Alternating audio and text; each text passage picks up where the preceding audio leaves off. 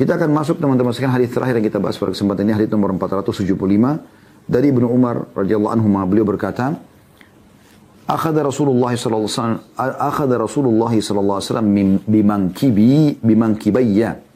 Saya ulangi, akhadha Rasulullah sallallahu alaihi wasallam bimankibayya faqala kun fid dunya ka'annaka gharibun aw 'abiru sabil. وقال وكان ابن عمر رضي الله عنه يقول إذا أمسيت فلا تنتظر الصباح وإذا أصبحت فلا تنتظر المساء وخذ من صحتك لمرضك ومن حياتك لموتك.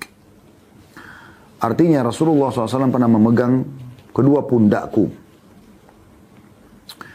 Lalu beliau bersabda, jadilah kamu di dunia ini seperti orang asing atau orang yang melintasi jalan. Lalu Ibnu Umar berkata radhiyallahu anhuma, apabila kamu tiba di sore hari, maka janganlah menunggu pagi hari. Apabila kamu di pagi hari, maka janganlah menunggu sore hari. Pergunakanlah masa sehatmu untuk masa sakitmu dan masa kehidupanmu untuk kematianmu. Hadis ini riwayat Bukhari. Kemudian Imam Nawawi mengatakan, para ulama dalam mensyarah hadis ini mengatakan yang intinya janganlah kamu condong kepada dunia dan menjadikannya sebagai tempat tinggal. Dan janganlah membisikkan kepada dirimu bahwa kamu akan tinggal lama di dalamnya. Jangan mencurahkan perhatian kepadanya berlebihan. Jangan terikat dengannya kecuali sebatas apa yang diperlukan oleh orang asing yang tinggal di negeri lain. Dan janganlah menyibukkan diri dengan sesuatu sebagaimana orang asing yang hendak pulang ke keluarganya. Dia tidak peduli terhadapnya. Wabillahi taufik, kata beliau. Allah memberikan taufiknya. Baik, hadis ini teman-teman sekalian, secara global adalah wasiat Nabi SAW kepada Abdullah bin Umar radhiyallahu anhuma. Oleh karena itu Abdullah bin Umar menunggangi penyampaian Nabi ini dengan apa yang beliau fahami. Ya, Anda lihat bagaimana Abdullah bin Umar mengatakan dalam hadis ini, Nabi SAW memegang kedua pundakku, kemudian berkata, jadilah kau di dunia ini seperti orang asing atau orang yang lewat saja. Nah, wasiat ini diterapkan oleh Abdullah bin Umar dalam kehidupan beliau, lalu beliau menyampaikan seperti apa sih yang difahami Abdullah bin Umar ini. Beliau mengatakan, caranya supaya kau termasuk orang asing, kalau kamu tiba di pagi hari, jangan tunggu sore hari. Kalau kamu tiba sore hari, jangan tunggu pagi hari. Maksudnya, tidak ada jaminan kalau kamu tidak akan meninggal. Ya. Dan maksimalkan masa sehatmu sebelum kamu sakit. Maksimalkan ibadah, karena kalau sudah sakit, sulit ibadahnya gitu. Dan juga kehidupanmu yang Allah berikan umur ini sebelum kematianmu datang. Jadi ini pemahaman Abdullah bin Umar tentang pesan Nabi SAW tadi. Ini globalnya makna hadis. Kita akan ambil pelajarannya teman-teman sekalian dan sekaligus kita tutup insya Allah.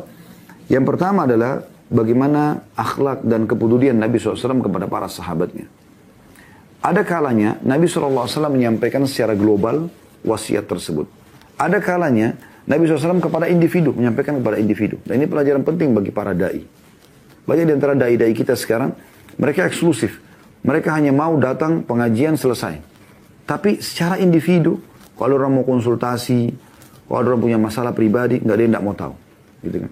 Apalagi kalau dihubungkan masalah konsultasi itu harus selalu ada bayarannya. Ini luput sekali. Ini jauh sekali dari apa yang Nabi SAW contohkan. Ada saatnya teman-teman sekalian, kita fokus untuk memperbaiki individual. Ada tantangan dakwah. Wahai para da'i, sadari masalah ini. Ya, mungkin saudari Anda, mungkin saudara Anda, mungkin paman Anda, mungkin tante Anda, mungkin orang tua Anda, mungkin istri Anda atau anak Anda sendiri. Mereka butuh secara individual kita datang untuk menasihati mereka. Jangan eksklusif, jangan merasa nanti didatangin, ya, baru kemudian mau menjelaskan. Tidak. Man ra'a minkum munkaran falyughayyirhu biyadihi. Siapa yang lihat kemungkaran dia harus ubah dengan tangannya. Gak boleh dia biarkan ini.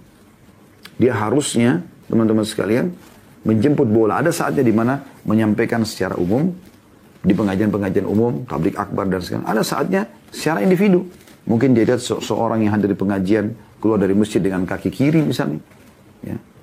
Dengan kaki kanan kalau keluar. Padahal harusnya dia keluar dengan ya, kaki kiri karena masuk masjid, kaki kanan, keluar dengan kaki kiri. Ini salah misalnya, dia keluar pakai kaki kanannya. Harusnya masuknya gitu kan. Maka dia ingatkan secara individu. Gitu kan. Dia nasihati. Atau ada sesuatu kemungkaran yang dia lihat. Maka dia ingatkan. Atau ada orang mau konsultasi secara pribadi di saat memang waktu lowong. Tentu di sini bukan juga berarti, kalau begitu berarti dai harus selalu membuka rumahnya 24 jam. Orang setiap saat datang. Bukan itu yang dimaksud. Tapi ada saat-saat tertentu di mana dia lowong, bisa dia bertanya. Saya pernah selesai sholat di Masjid Nabawi, selepas maghrib, ya, ada ta'lim biasa masyayikh, para ulama. Dan sebelum azan Isya, ada seorang syekh waktu itu keluar dari masjid. Saya kebetulan ada pertanyaan. Kemudian saya coba kejar beliau. Beliau kasih isyarat untuk tidak menjawab. Tidak mau ditanya dulu. Maka saya langsung maklumi pada saat itu. Kenapa? Karena emang ada saatnya mungkin beliau buru-buru ingin ke WC. Sebagian jemaah tidak mau faham masalah itu. Oh, berarti tidak mau jawab pertanyaan saya. Bukan. Kita harus bisa memaklumi keadaan dia. Jadi dari satu sisi da'inya harus meluangkan waktu menjemput bola bagaimana hidayah sampai kepada seseorang. Karena kata Nabi SAW, La in yahdiyaka rajulan wahidan khairul laka min humurin ni'am. Kumpulkan semua kebaikan dunia ini, mobil mewah, rumah mewah, harta melimpah, segala macam hal, itu diistilahkan dengan humurun ni'am. Engkau menjadi penyebab satu orang dapat hidayah lebih baik daripada semua itu. Karena semua kebaikan yang dikerjakan setelah dapat hidayah, kita akan panen pahalanya, gitu kan. Nah, setiap dai harus faham masalah ini. Ada saatnya dia kajian umum, ada saatnya mungkin dia secara individual. Gitu. Ada tata cara dia berdakwah kepada pemerintah. Ya, kata Nabi SAW, dia mengambil tangan pemimpinnya lalu dia menasihatinya. Ya, 4 mata. Kalau seandainya ya, diterima, itu dia sudah sampai pada targetnya. Kalau tidak diterima, maka dia sudah lepas tanggung jawabnya. Gitu kan. Ini poin pelajaran yang bisa kita ambil. Bagaimana Nabi SAW mengkhususkan kepada Ibnu Umar. Dan banyak riwayat-riwayat lain juga Nabi SAW begitu. Kepada Anas bin Malik, kepada Mu'adz bin Jabal. Ya, banyak riwayat yang menjelaskan Nabi SAW menasihati pribadi. Tapi karena penyampaian ini ada yang mendengarkan ataupun yang meriwayatkan Abdullah bin Umar yang terima sendiri nasihat tersebut langsung menyampaikan, maka jadi pelajaran ya bagi umat ini. Itu yang pertama. Yang kedua, wasiat Nabi SAW. Kun fid dunya ka'annaka gharibun aw abiru sabil. Jadikan dirimu di dunia ini seperti orang asing atau orang yang lewat saja. Abdullah bin Umar salah satu sahabat Nabi yang dikenal bukan miskin, orang yang mampu. Bahkan memiliki beberapa orang istri, memiliki beberapa orang anak, memiliki harta yang cukup dan Allah berikan umur yang panjang. Ya. Nah, Nabi SAW berikan wasiat ini untuk Abdullah bin Umar agar setelah semua kelebihan yang Allah berikan ini, ingat, kamu di dunia ini hanya asing atau orang yang lewat saja. Jangan semua ini, kelebihan yang Allah berikan membuat kamu lalai. Itu makna daripada wasiat Nabi SAW. Jadi setiap orang yang Allah berikan kelebihan, maka dia bisa kembali kepada potongan hadits ini sebagai pegangan hidupnya. Oh, saya cuma sebentar kok di sini. Ini bukan milik saya.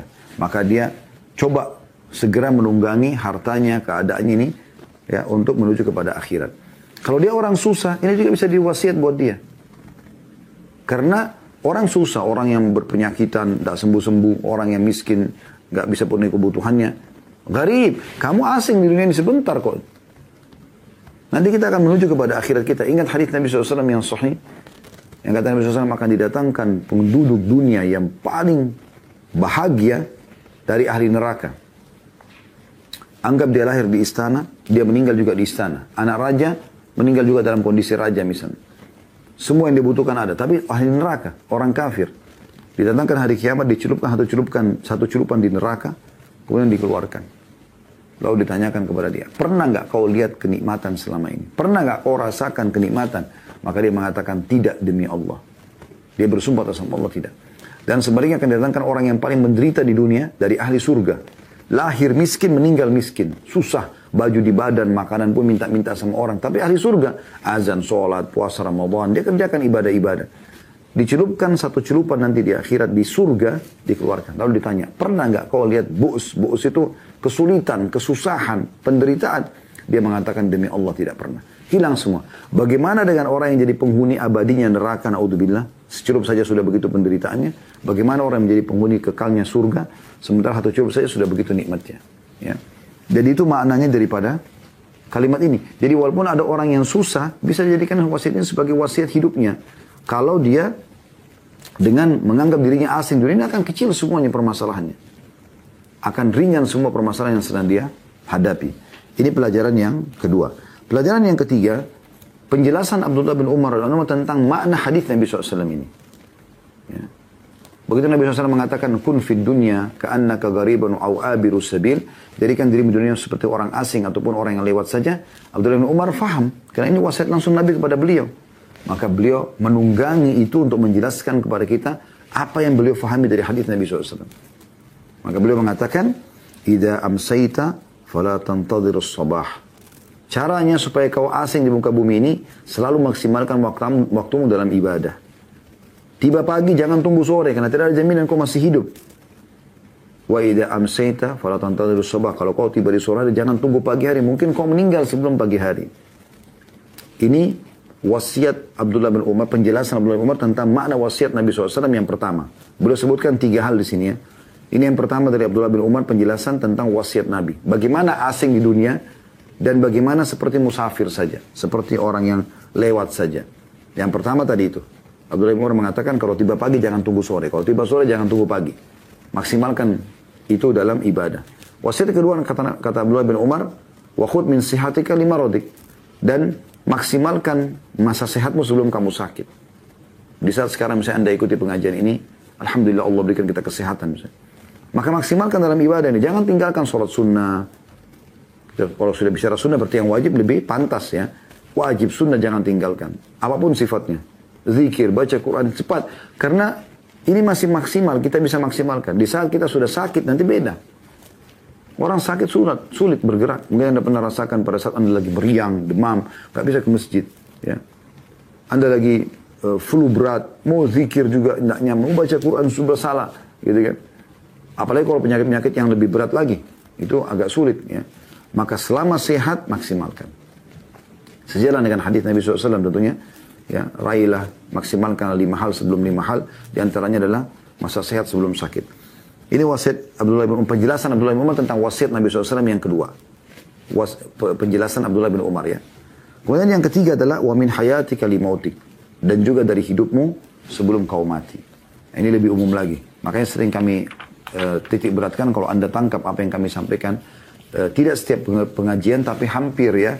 Saya selalu mengatakan Bapak Ibu sekalian, kalau Anda masih dikasih umur hari ini, maksimalkan. Karena hari ini adalah hari emas kita. Umur kita yang sebenarnya adalah yang sudah kita laluin. Kayak saya sekarang umur Allah kasih 46 tahun. Masya Allah, semoga Allah panjangkan umur di atas ketaatan. Inilah umur saya yang sebenarnya. Anda yang ikut acara ini mungkin ada umur 30 tahun, 20 tahun, 25 tahun, 35 tahun. Berapapun umur Anda. Mungkin Anda di atas lebih daripada saya. Mungkin 50, 60, 70 tahun. Maka itulah umur kita yang sudah kita lalui, umur kita sebenarnya. Kalau yang lalu kita sudah isi dengan ketaatan, hari ini kesempatan emas meningkatkan kuantitas dan kualitasnya. Kualitas wajib kita naikkan tingkatannya. Kalau kuantitas tergantung daripada ibadah itu boleh atau tidak ditingkatkan kuantitasnya. Kalau kayak sholat duhur, 4 rakaat sudah nggak bisa lebih, maka jangan ditambah. Tapi kalau ibadah-ibadah yang lain, kayak misalnya Anda biasa sholat malam cuma 2 rakaat. Sekarang saatnya Anda tambah jadi 4 rakaat.